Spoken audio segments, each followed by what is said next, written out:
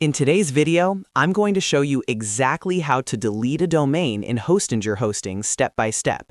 If you no longer need a domain, want to stop being charged, or simply want to clean up your Hostinger account, this guide will walk you through the correct and safe way to do it.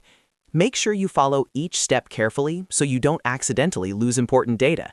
And if this tutorial helps you out, don't forget to hit that like button and subscribe to the channel for more simple hosting and website tutorials just like this. All right, let's get started. First, open your browser and go to hostinger.com. Once the website loads, click on the Login button at the top right corner of the screen.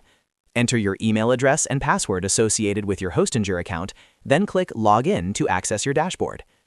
After logging in, you'll land inside your Hostinger control panel. From here, look at the left-hand side menu. You'll see several options related to hosting, domains, billing, and account management. To delete or stop a domain properly, you need to go into the Billing section. So click on Billing from the left menu. Inside the Billing section, you'll be able to see a list of your active services and domains. This area shows your subscriptions, renewal dates, and payment details. Scroll through the list until you find the domain name that you want to delete or stop using. Next to the domain, you'll see a small redirection icon or arrow. Click on that icon to open the management settings for that specific domain. This will take you to the domain's billing and renewal settings. Now, here's something very important to understand.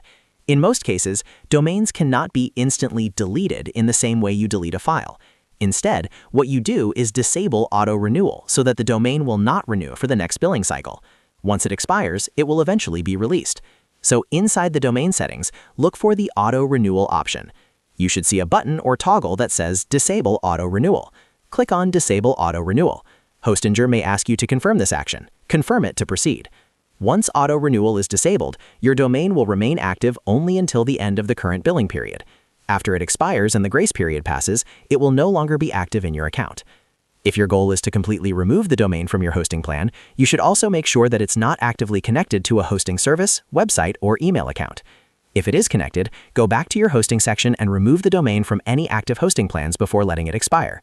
Also, keep in mind that deleting or letting a domain expire means you could permanently lose ownership of it.